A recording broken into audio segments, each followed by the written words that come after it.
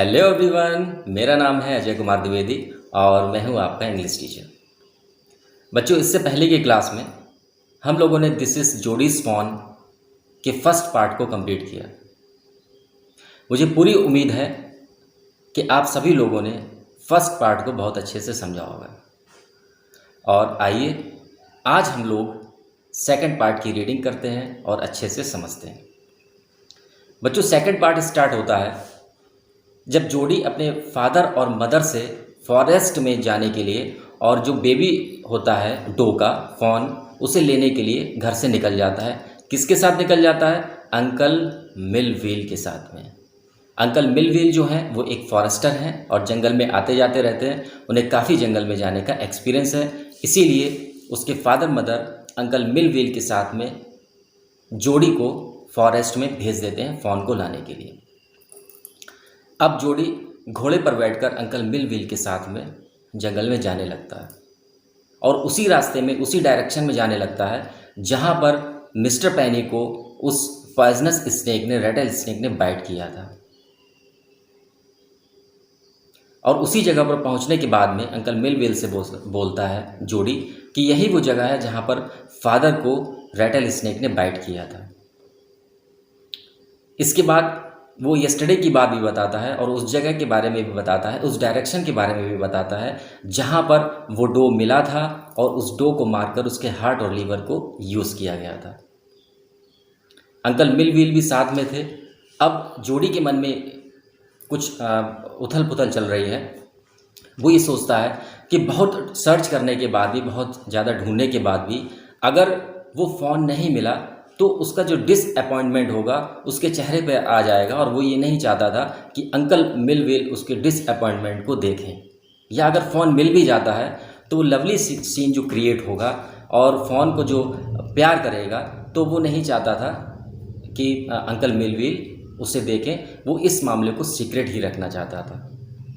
इसीलिए जोडी एक बहाना बनाता है और वो कहता है कि अब यहाँ पर घास बहुत घनी हो गई है और यहाँ पर घोड़े के साथ चलना बहुत मुश्किल होगा।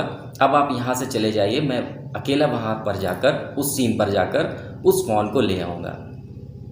तो मिलव्हील कहते हैं कि तुम तो अभी बच्चे हो और हो सकता है कि वो जो स्नेक है तुम्हें भी बाइट कर ले, मैं अकेले जाने की परमिशन नहीं दे सकता।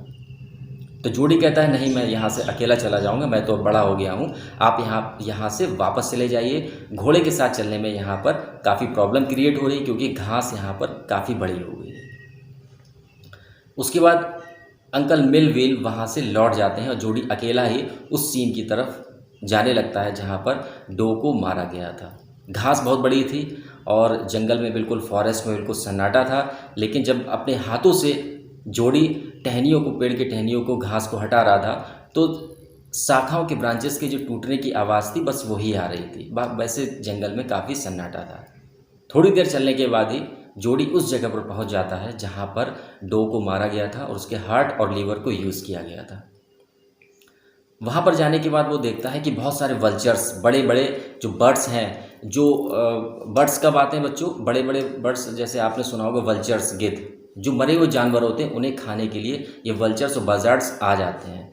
तो वहाँ पर जाने के बाद देखता है कि जो डो था उसका कंकाल पड़ा हुआ था, वहाँ पर बहुत सारी बर्ड्स थी बड़ी बड़ी, जो उसके कंकाल में से जो छोटे छोटे मांस के टुकड़े थे उन्हें खा रहे थे। तो जोडी क्या करता है? जोडी फ़ोन को ढूंढने के लिए सोचता है कि हो सकता है फ़ोन यहीं पर आसपास कहीं पर हो, तो पत्थर मारकर उन बर्ड्स को वहाँ से भगा देता है। इसके बाद में वो उस कंकाल के पास पहुंचता है और चारों तरफ घूम के देखता है और वो सोचता है कि हो सकता है कि फ़ोन यहीं पर कहीं पर हो। लेकिन बहुत ढूंढने के बाद भी फ़ोन उससे दिखाई नहीं पड़ता है। और वो ढूंढने की क्या कोशिश करता है? वो ढूंढने की ये कोशिश करता है कि जो फ़ोन था उसके पंजों के जो निशान थे, हो सकता है उन पंजों के निशान से उसके पीछे पीछे जाकर वो उस फ़ोन को ढूंढ ले। लेकिन वहाँ पर उस फ़ोन के पंजों के निशान भी नहीं थे। क्यों नहीं थे? उसका कारण ये था कि रात में काफ़ी बरसात हुई थी, पानी बरसा था और इस कारण से उसके पंजों के निशान भी धुल गए थे। तो बहुत ढूंढने के बाद भी फ़ोन उसे नहीं मिलता है। तो बच्चों, सेकंड पार्ट बस यहीं पर ख़त्म होता है और सेकंड पार्ट में बस इतना ही बताया गया है। और थर्ड पार्ट में हम लोग देखेंगे कि आखिर जोड़ी को वो फ़ोन मिला या नहीं मिला, नहीं मिला तो क्यों नहीं मिला, और मिला तो फिर उसने क्या किया, क्या वो अपने फ़ोन को घर पे लेके आता है या नहीं लेके आता है। इन सब बातों को तो हम लोग नेक्स्ट पार्ट में ही जान पाएंगे। और हमेशा की तरह मैं फिर से आपसे यही कहूँगा कि अगर कहीं पर भी आपको कोई प्रॉब्लम हो रही है, डिफ़िकल्टीज़ आ रही हैं, तो आप मुझे कमेंट्स कर सकते हैं, मैसेज कर सकते हैं, ऑडियो मैसेज कर सकते हैं। नेक्स्ट पार्ट में हम लोग मिलेंगे थर्ड पार्ट के साथ में। तब तक के लिए गुड बाय, थैंक यू।